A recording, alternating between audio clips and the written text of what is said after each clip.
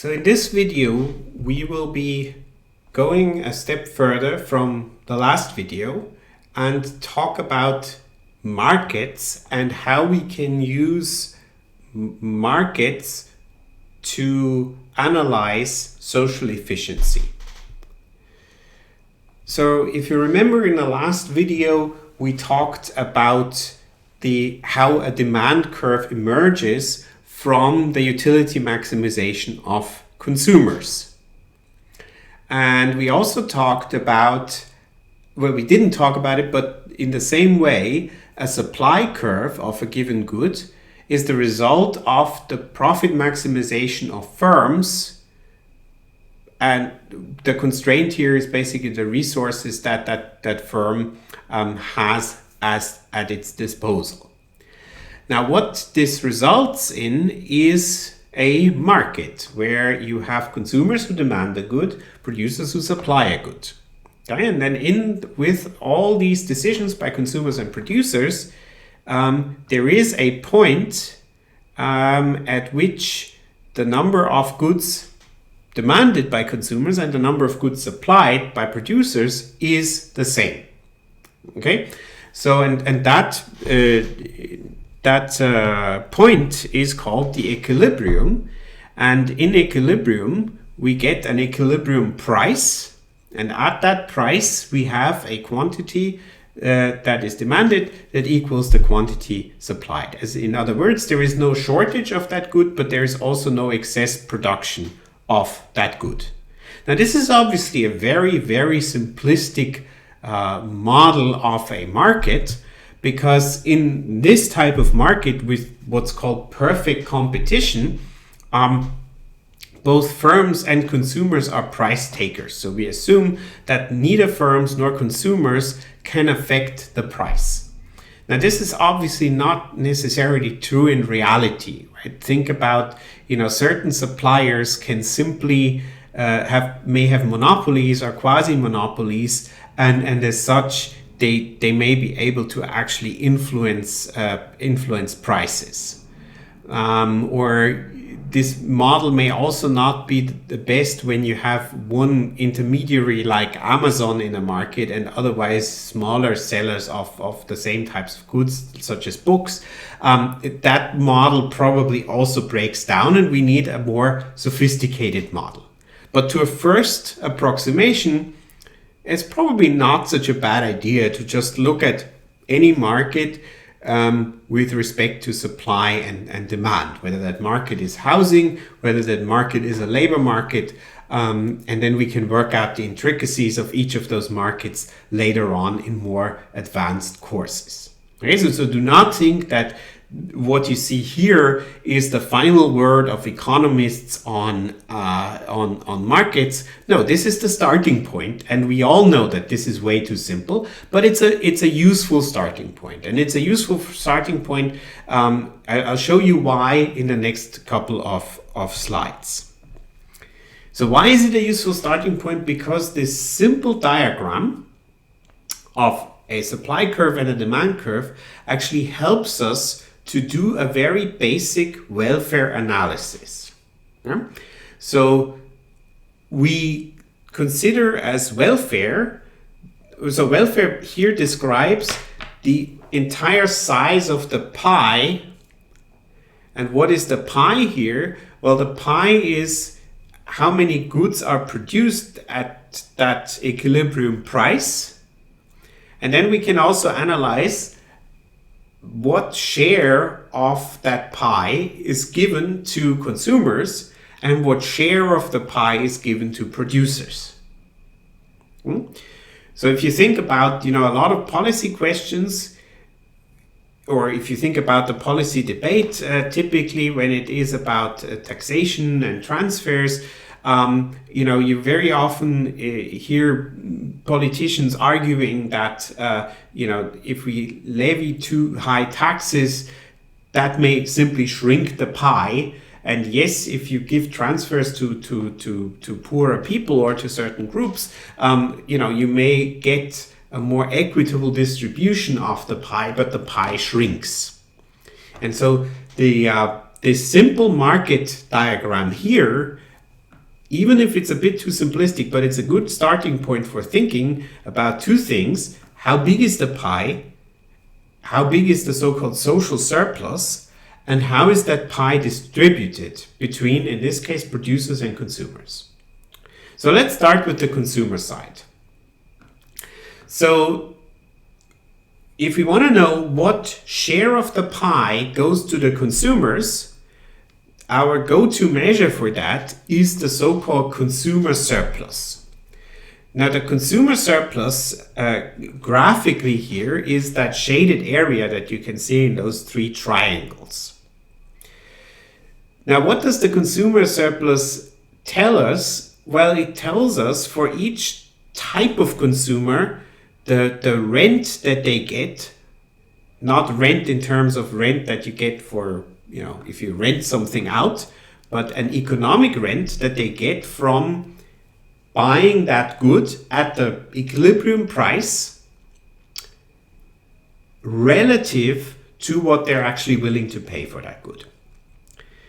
So one way to think about this is that you line up all the consumers according to their willingness to pay for a certain good. And consumers may vary in that.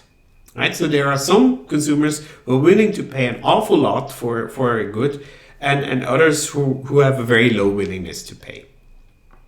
Now, if we think about a demand curve, the consumers who have the highest willingness to pay will find somewhere over here. The consumers who have the lowest willingness to pay we find somewhere down here. Okay? Now, obviously, consumers who have a low willingness to pay somewhere here, they don't get the good because the good costs more than what it's worth for them. Whereas for those consumers up here, their willingness to pay for that good is a lot higher than what they actually pay. So that vertical line here for the consumer with the highest willingness to pay measures their advantage, their economic rent from consuming that good, because they pay a lot less than what the good is worth for them. And so if we go down in the pecking order of willingness to pay, we go to someone here in the middle, and for that person in the middle, there is still a positive economic rent, but it's smaller. And whereas then for the marginal consumer, here at point Z, the economic rent is zero. That person still purchases the good, but the price they pay is the same as the willingness to pay.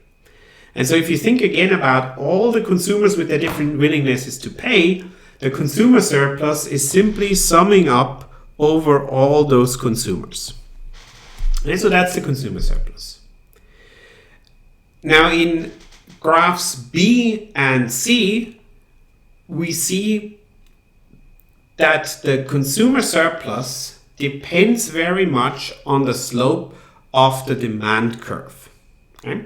So here we have in B we have a very inelastic demand curve, whereas in C we have an elastic demand curve.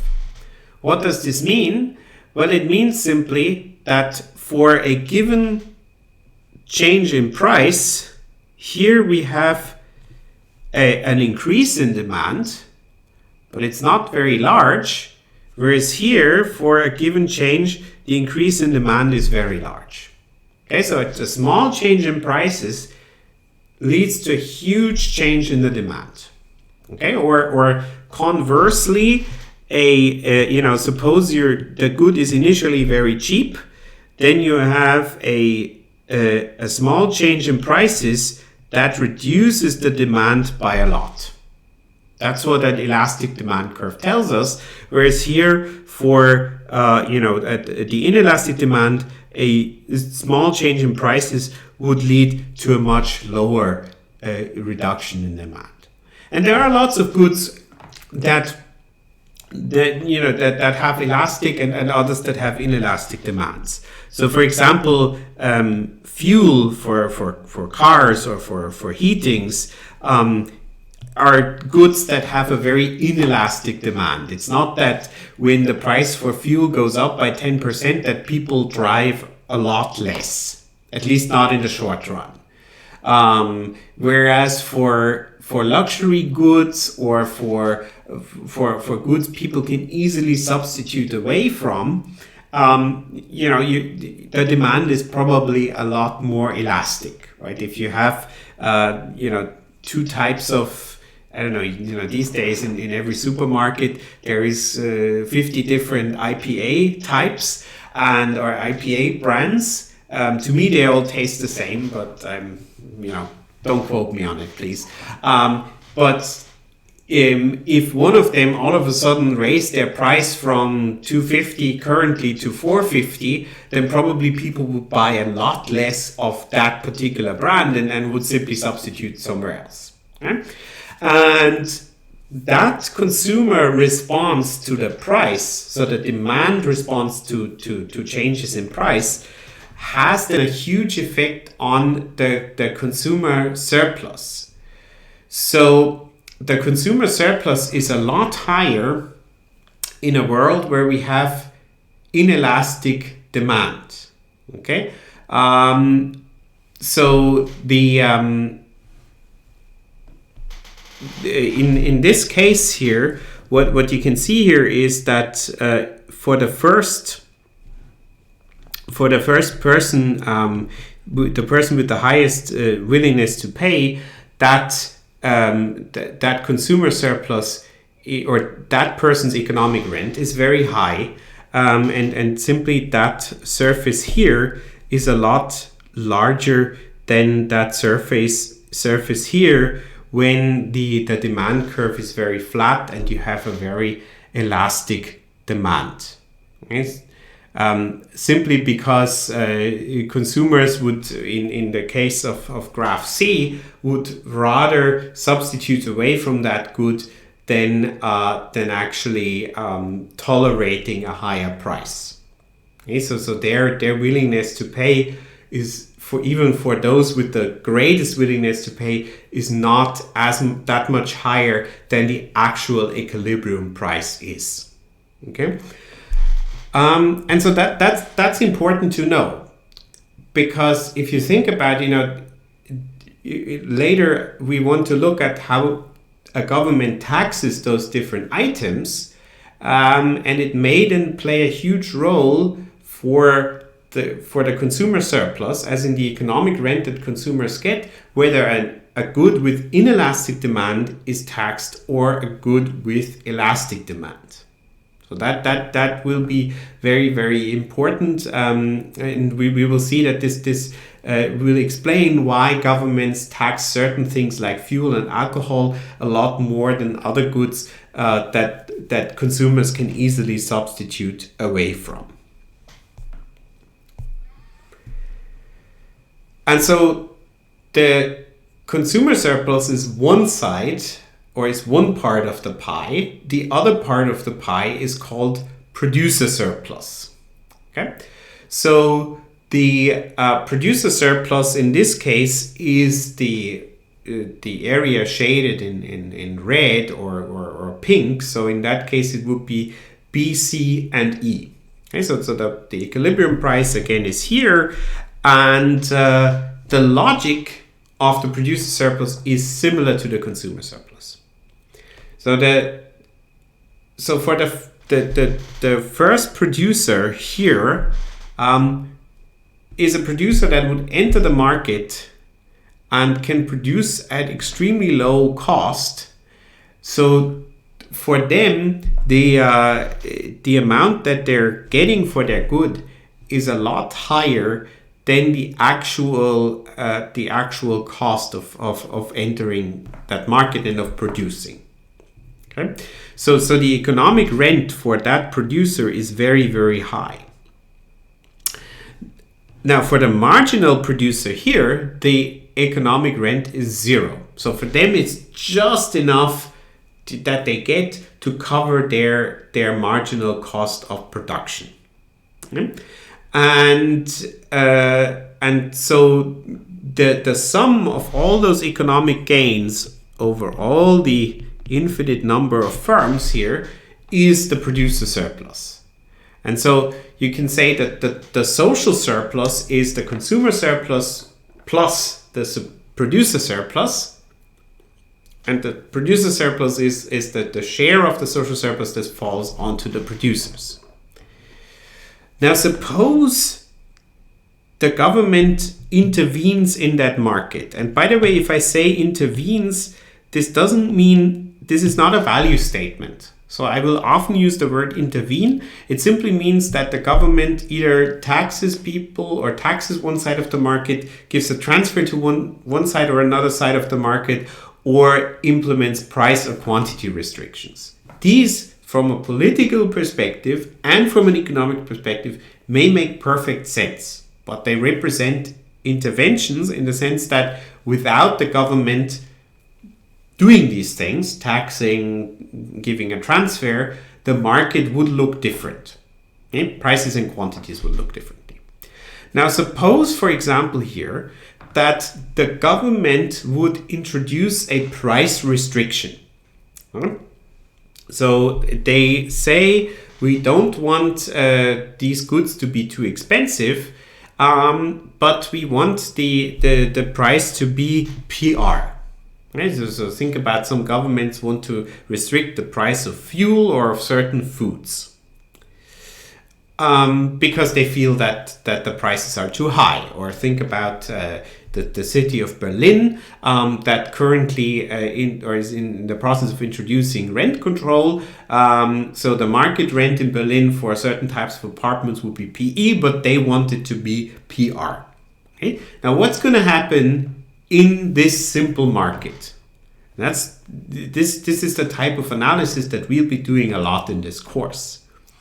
So let's first think about the quantity that is supplied and the quantity that is demanded at that price. Right? So let's start with the demand, because that's easy. So at the level of, at that new price level, a lot more people want to buy that good. Because anyone between, let's call these points, I'm almost running out of letters here, let's call them alpha and beta. So any consumer here along the demand curve here, their willingness to pay would not be enough to make them buy the good at the equilibrium price, but at the restricted price, they would do it. And so in that range, alpha to beta, they would do it. And so what we observe then is what is called excess demand. Why? Because at that price, we have more people who demand the good, but also a lower supply. Why? Well, because any firm in this range, between here and here, would have produced the good before, but now at that new price, it's no longer viable for them to do so. Okay, so the quantity that is supplied moves down from QE to QR. Okay?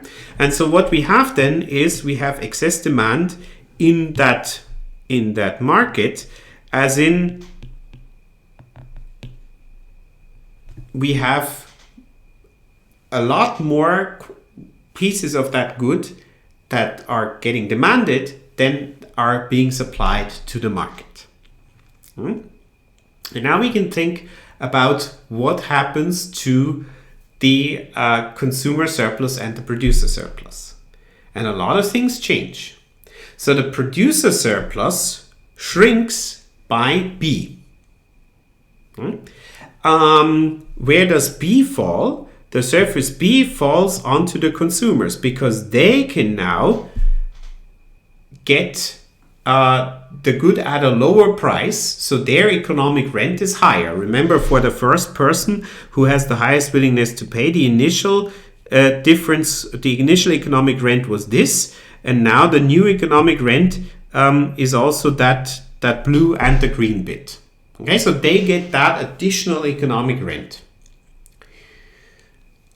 But and that rent goes away from the consumer, so that's B.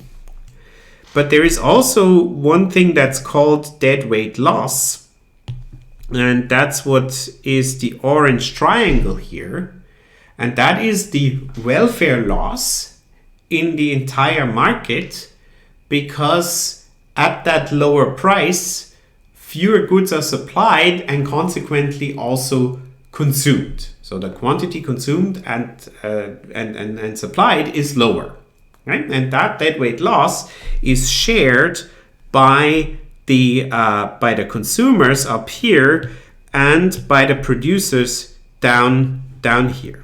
Okay, do they share 50-50? Well, not necessarily. Right? They share that to some extent, and to what extent, that depends again on the slope of the supply and the demand curve. So this is one example where we can use this simple market diagram to graphically analyze the distributional consequences of a government intervention. And that's very, very handy, because even if that market may not perfectly represent what's going on outside in the world out there, and we cannot use this to estimate exactly how big those shifts are, but we can get a sense for what is likely going to happen. Okay, so if for example, the city of Berlin introduces price controls, one thing that will happen is that more people want to have apartments at that lower price because they can now afford it, whereas otherwise they couldn't have afforded it, at least not in certain areas that are in high demand. But at the same time, lots of landlords will probably decide not to rent out their apartments and rather sell them or live in them themselves, or show some other response. And so that probably will mean that the consumers get part of the consumer surplus. So the consumers, in that case the renters, they get the surface B, but the market overall loses that orange triangle.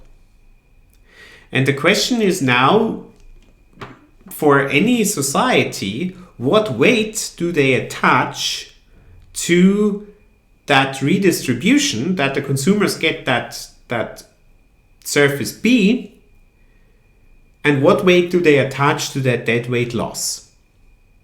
And in one of the next videos, we will learn under what conditions there is actually such a trade-off between what's called equity and efficiency, so having a large pie or a more favorably distributed pie, and under what conditions this trade-off does not actually exist and is nothing we should worry about.